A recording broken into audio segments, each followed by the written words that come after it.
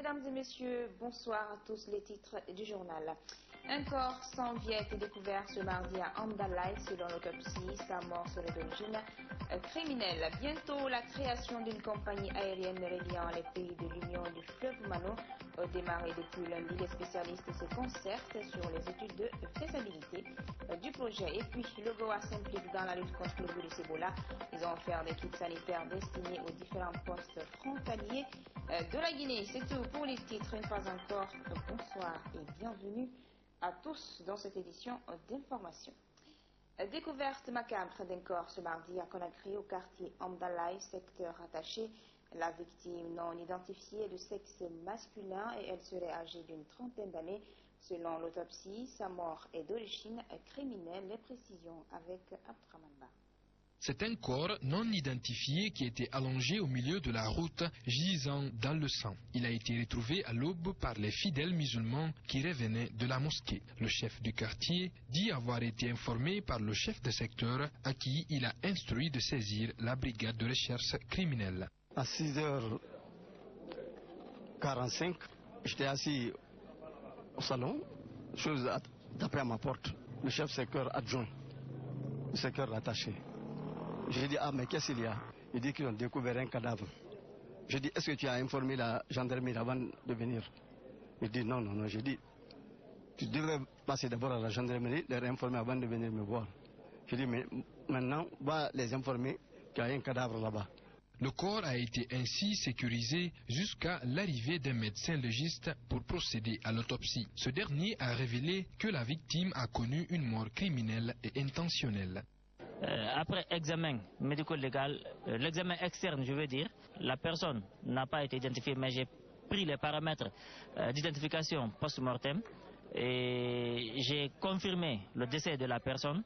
Et ce qui est certain, c'est une mort d'origine criminelle, car les lésions qui sont là sont patentes au niveau céphalique, principalement. Donc c'était une mort intentionnelle. Mais ce qui est sûr, la personne est décédée il y a environ 3 à 5 heures de temps dans l'intervalle. Elle n'est pas décédée au plus parce que la rigidité elle n'est pas là. Elle était en décubitus latéral, membre supérieur fléchi, et puis la rigidité n'étant pas fixée, donc la mort est récente. La foule a aussi été invitée à identifier le corps, mais il ne serait pas un habitant de Amdalaï, témoigne le chef du quartier. Non, moi je ne le connais pas. Et personne ne le connaît ici. On attend la Croix-Rouge. La Croix-Rouge, jointe au téléphone, s'est engagée à assurer le déplacement de la dépouille mortelle vers une morgue en attendant de retrouver sa famille.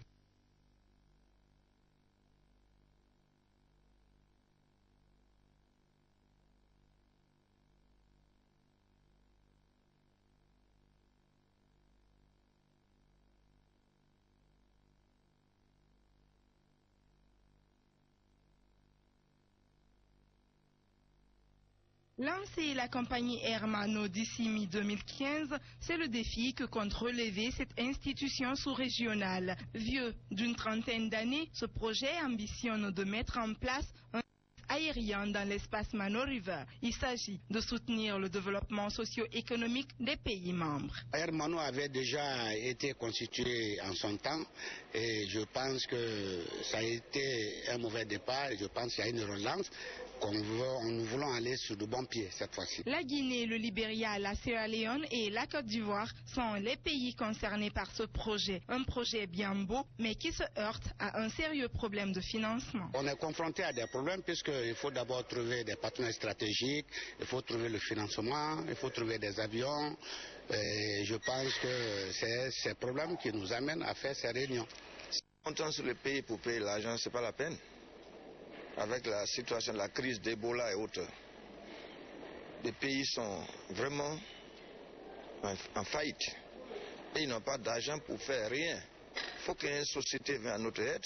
La guerre civile qui a éclaté quelque temps après sa création au Libéria et en Sierra Leone avait étouffé le projet Hermano. Sa relance pourrait être un ouf de soulagement et renforcer l'intégration sous-régionale. Les avantages de la compagnie Hermano, ça pourra permettre la mobilité de la population dans les 3 pays de la Mano-River Union, la Guinée, le Libéria et la Sierra Leone, et éventuellement on tiendra compte aussi du pouvoir d'achat de cette population. 2 études sur le projet vont être présentées aux experts. Ceux-ci, à leur tour, devront faire des recommandations au ministère des Transports des pays membres. La journée internationale de lutte contre la corruption a été célébrée ce mardi 9 décembre dans le monde. Adoptée par les Nations Unies, cette journée vise à inviter les décideurs à lutter contre ce fléau mondial. En Guinée, c'est dans ce cadre que l'Agence nationale de lutte contre la corruption a organisé une conférence débat sous le thème « Rôle de la jeunesse dans la lutte contre la corruption ». Il s'agit de faire engager les jeunes dans la lutte contre ce phénomène. Bandiou Camara.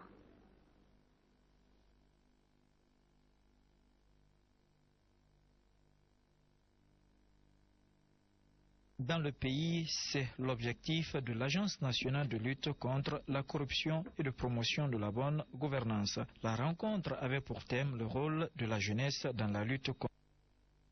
Il est inadmissible que le changement prôné depuis quelques années dans notre pays ne puisse être soutenu par une lutte effrénée contre la corruption et aussi contre la mauvaise gouvernance qui est son corollaire.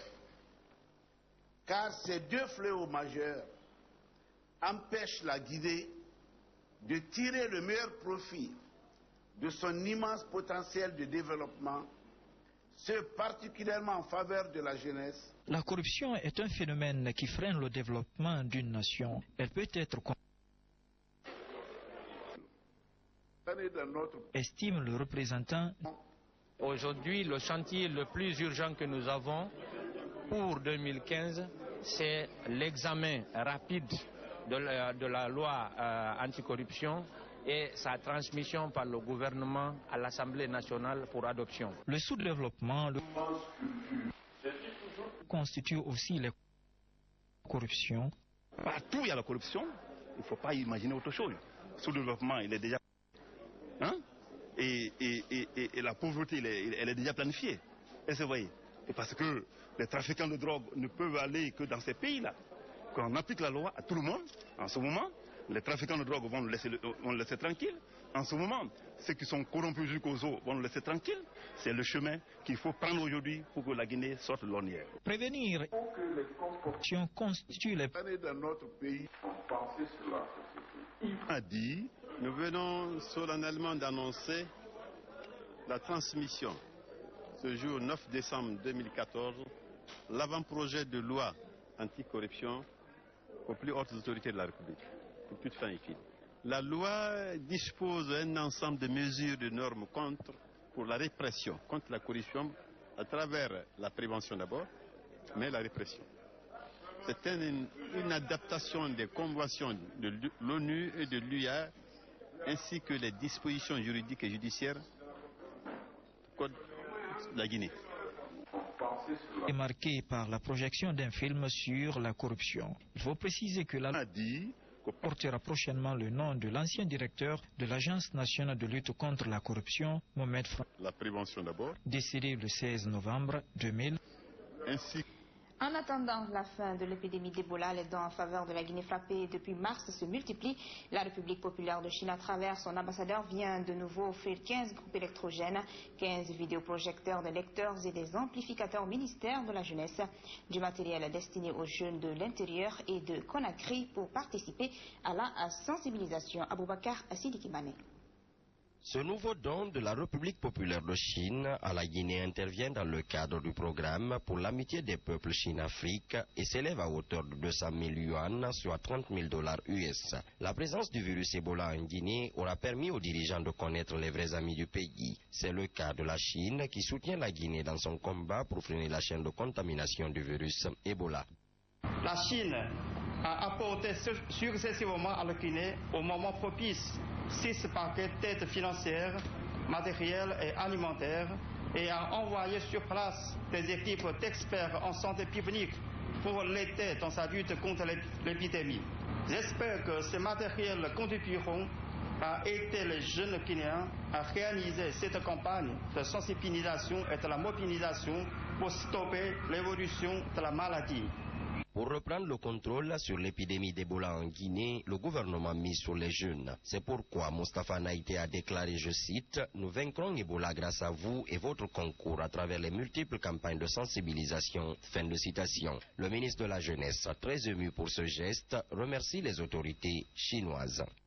En tout cas, la Guinée restera fidèle à la Chine. La Guinée entend honorer ceux-là qui continuent à être ou qui ont manifesté leur amitié durant cette épreuve. Nous n'allons pas les oublier. Et au moment venu, cette jeunesse qui représente l'avenir de ce pays, nous savons que les belles journées ou les beaux jours restent à venir encore pour ce pays et nous en serons toujours reconnaissants. Je voudrais alors, au nom du président de la République, au nom du premier ministre chef du gouvernement, vous dire encore une fois merci. Merci pour ce geste et ces équipements vont nous servir sur le terrain et les jeunes sensibilisateurs vont faire le travail qui est à faire pour pouvoir apporter le message qu'il faut dans les familles. Merci encore une fois. Les jeunes, l'avenir de demain bénéficient à nouveau de matériel pour participer efficacement à la sensibilisation des populations guinéennes pour l'éradication du virus Ebola.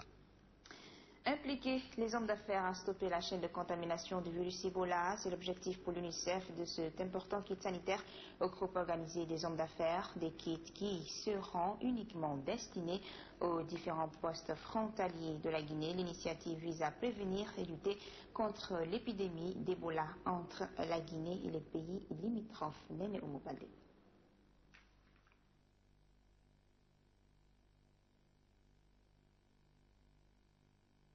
Il a reçu un important lot de kits sanitaires de la part de l'UNICEF. Ce matériel, selon les membres de l'organisation, est destiné uniquement aux différents postes frontaliers de la Guinée. Pour le Goa, cela permettra la reprise normale. Limitrophe. Si jamais notre institution faisait le pas que le Goa venait de faire, en s'engageant dans cette lutte, l'UNICEF serait toujours disposé à l'accompagner et à travailler avec cette institution. C'est que la lutte contre cette épidémie, c'est l'affaire de tous. Personne ne peut faire tout seul.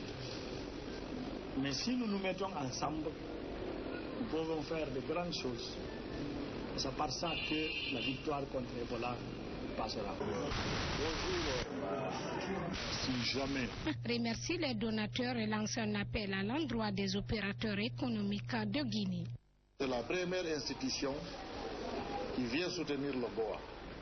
C'est une grande marque de confiance et Inch'Allah, ce partenariat va être utile pour la population guinéenne. Ça, je m'adresse aux opérateurs économiques et aux transporteurs. Nous comptons sur vous et nous savons que le matériel que nous venons de recevoir, vous tous, vous allez vous mettre à la tasse pour que ce matériel soit utilisé. Parce qu'il s'agit de les installer au niveau des frontières. Et vous avez des camions et des voitures qui passent là tous les jours. Vous allez vérifier permanemment est-ce qu'on l'utilise. Si on n'utilise pas, dites-leur d'utiliser.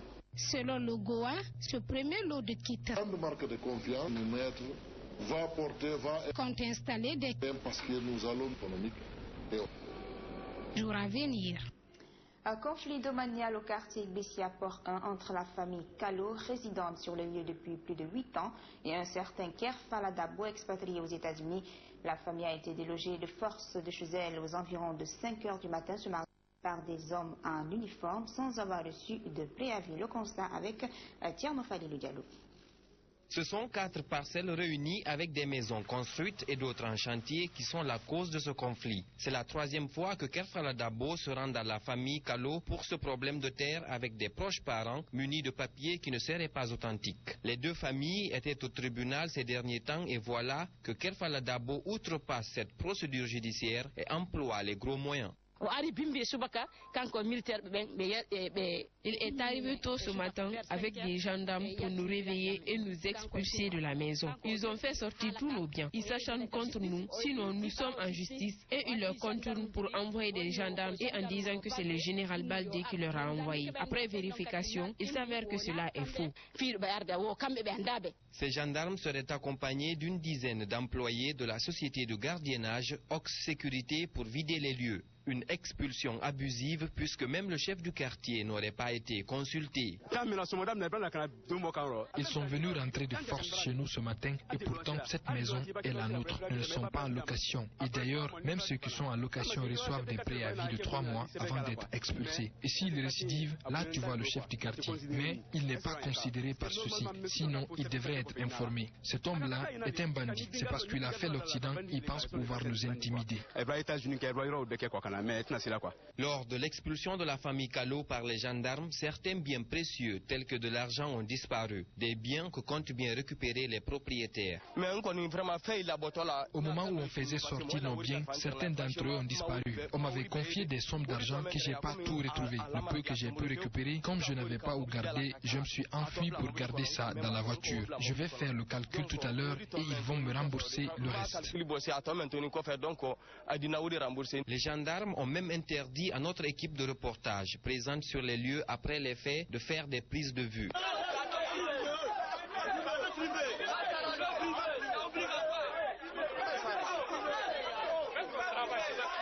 En attendant le dénouement de cette affaire douteuse, la famille Kalo est dans la rue et elle compte saisir son avocat pour réintégrer son domicile. Le bureau communal des personnes âgées de Kaloum a animé un point de presse au quartier Koulewondi dimanche dernier.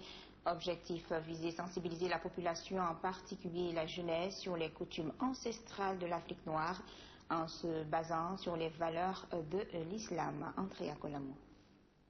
Cette conférence islamique des personnes âgées de Kaloum intervient dans un cadre bien défini, celle d'édifier et d'orienter la jeunesse du XXIe siècle. Une jeunesse qui semble avoir transgressé les traditions ancestrales pour adopter les habitudes occidentales telles que le manque de respect à l'égard des personnes âgées. Des comportements à délaisser au profit de l'amour du prochain. On se bat tous les jours pour la paix, pour le changement, pour la consolidation de l'unité nationale.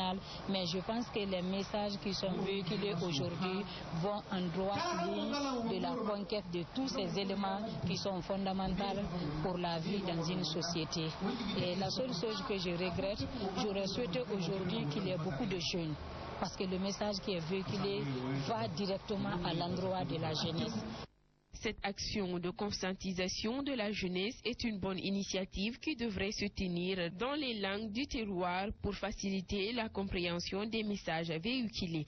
J'aurais souhaité que cette conférence soit traduite dans toutes les autres langues vernaculaires du pays afin que les Guinéens prennent conscience de ce que nous sommes en train de vivre, de ce qui nous attend demain à l'au-delà, lorsque nous ne serons plus sur cette terre. Ce sage exhorte les jeunes à délaisser certains comportements ne rimant pas avec les coutumes de la société africaine. En toute sincérité, je demande à la jeunesse non seulement d'être à l'écoute, mais appliquer ce qu'ils sont en train d'apprendre. Ça là, les gens vont comprendre qu'il faut absolument respecter le pouvoir. Le pouvoir, c'est Dieu. Le bureau communal des personnes âgées de Kaloum n'entend pas se limiter à la commune de Kaloum. Il envisage d'étendre ce type de rencontres dans les autres communes de Conakry et de l'intérieur du pays, et ce jusqu'à obtenir gain de cause. La Guinée, château d'eau de l'Afrique de l'Ouest, peine toujours à satisfaire sa population en eau potable. Certains quartiers de Conakry sont confrontés à de sérieux problèmes concernant cette denrée devenue rare pour les citoyens de la capitale. La desserte en eau potable pose un sérieux problème pour les habitants de Conakry, surtout celle de la route Le Prince. Les quartiers comme Petit Simbaya, Bantunka et Bessia Cité sont approvisionnés en eau une fois, en une semaine, voire plus. Certaines femmes sont obligées de se réveiller à 5 heures du matin pour puiser de l'eau dans les fourrages. Et cela est un autre calvaire puisque les forages fonctionnent au courant électrique, une autre denrée rare, comme le confirme ce citoyen. Pour avoir l'eau ici, c'est très difficile dans le quartier là. S'il n'y a pas de courant, si le courant vient, on a un forage, on peut brancher là-bas, on puise l'eau. Si le courant ne vient pas, les gens peuvent rester dans quelques jours pour avoir l'eau. Ça va faire difficile. Pour cette femme, avoir de l'eau avant était tout un problème, mais grâce à ces forages, elle se sent un peu plus soulagée. Malgré cela, il faut se réveiller tôt le matin pour avoir de l'eau. Nous ici, pour avoir de l'eau, c'est tout un problème. Il n'y a pas l'eau à la pompe, sauf celle du forage. Grâce à ce forage, nous sommes un peu soulagés.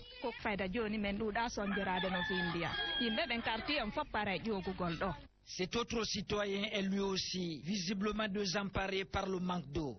Il est obligé d'abandonner souvent son travail pour aller à la recherche de l'eau. Il y a au moins une semaine comme ça, il n'y a pas l'eau chez nous. C'est aujourd'hui même, j'étais au travail comme ça, ma grande sœur m'a appelé que la pompe est venue. Bon, je suis venu comme ça pour puiser l'eau vers 12 heures comme ça. J'ai laissé mon boulot pour venir puiser l'eau. A signaler que la plupart des citoyens parcourent de longues distances pour avoir de l'eau potable. Ils demandent que les autorités règlent ce problème pour mettre fin à leur calvaire.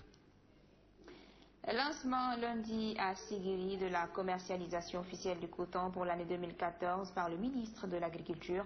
Sur les 12 000 hectares prévus, les producteurs n'ont pu faire que 5 000 à cause de certaines contraintes. Félicité par les producteurs et les autorités, les représentants de la société française Géocoton a aussi fait le déplacement à Diratoupa. Une vente de coton au mois de décembre, une première depuis 15 ans selon l'autorité. Ce lancement officiel de la commercialisation du coton lundi pour l'année 2014 dans la sous-préfecture de Banco va permettre aux producteurs de jouir des fruits de leur labeur. À cet effet, dégager 17 milliards de francs guinéens pour l'achat, le transport et le grenage du coton. Cet engagement de l'État et le retour de leur ancien patron élevé au coton assure les producteurs qui comptent plus produire pour relancer cette filière qu'ils avaient abandonnée. Malheureusement, ils n'ont pu faire que 5 000 sur les 12 000 hectares qu'ils avaient promis à cause, entre autres, des problèmes de pluviométrie. Ils sollicitent aussi la réhabilitation de leur piste rurale en mauvais état afin de faciliter l'acheminement de coton vers l'usine de Cancan. Au menu également de cette cérémonie, le virus Ebola. Géocoton promet d'offrir 100 millions de francs guinéens pour appuyer la lutte contre cette maladie. La France n'a plus aucun otage, déclaration de François Hollande après la libération de Serge Lazarevic, le président français qui a annoncé la nouvelle. Suivez. Serge Lazarevic est libre, une bonne nouvelle annoncée par François Hollande. Aujourd'hui, c'est la joie. La fille de M. Lazarevic pourra le rejoindre à Niamey dans les meilleurs délais et j'accueillerai à son retour Serge Lazarevic accompagné de sa famille.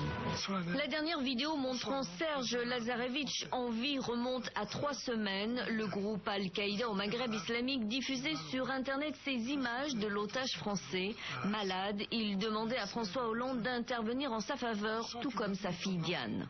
24 novembre 2011, Serge Lazarevic est enlevé au Mali par AQMI avec Philippe Verdon, qui sera assassiné en juillet 2013.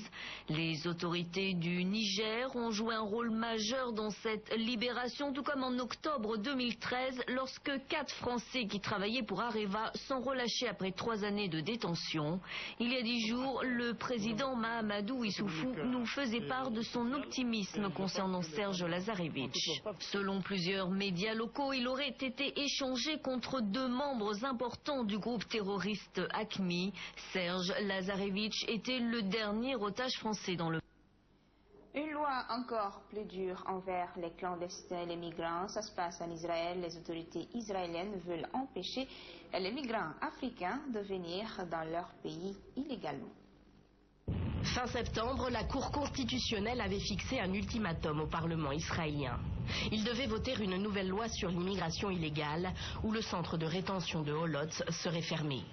2400 migrants y sont rassemblés en plein désert du Negev, non loin de Tel Aviv.